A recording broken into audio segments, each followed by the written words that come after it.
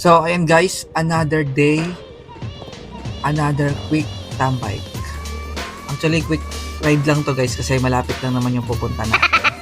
And ayun, so meron palang tambay ang Mactan chapter ngayon and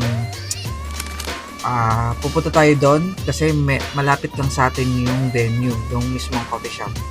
So, habang hindi pa tayo nakakarating doon, kwentuhan muna tayo guys. Bali, meron ako i-share sa inyo na ginagamit kong side mirror. Kung nakikita nyo sa video guys, ayan yung bagong side mirror na ginagamit ko. So, ayun guys, kung familiar kayo sa folding mechanism na side mirror, ito yan guys. So, bali yung pangalan pala ng brand na to is Mokoto Elite Luna Z folding mechanism. So, ayun guys, medyo mahaba. Kaya binagalan ko yung medyo nakakabulol. So, ayun guys, bali nabili ko siya sa TikTok ng 400 plus ata. Nasa 450, ganun. Pero hindi ako sure kung ganun pa rin yung presyo niya ngayon sa TikTok.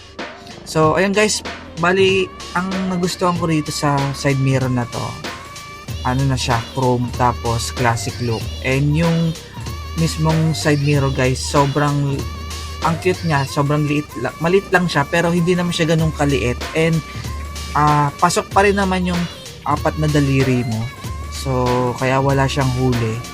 And, ayun, siguro kung mahuli ka lang kung hindi mo siya itataas. Kasi natutupi nga siya eh. So, pwede mo siyang itupi habang nakapark ka. Pero kung umaandar ka at hindi siya nakaangat or nakatupi siya, possible na mahuli ka talaga. So, ayun guys, dagdag pogi points na rin sa pasyo mo. Kasi yun nga, pag nakapark ka, pwede mo siyang itupi. And pag pipicturan mo yung pasyo mo, ayun, malinis siyang tingnan. So, ayun lang guys, yung i-share ko sa inyo about dun sa side mirror ko. And ayun, malapit na pala tayo dun sa may mismong venue or sa may coffee shop. So, bali dito, kakaliwa na lang ako dito sa street na to.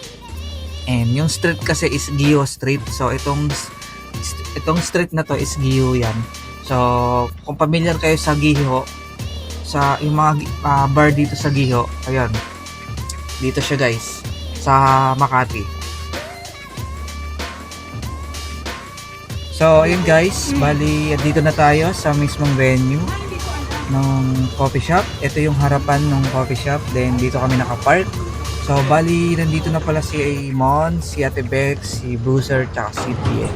So, ayun guys, hindi lang pala kami nakapark dito. May mga iba ring motor na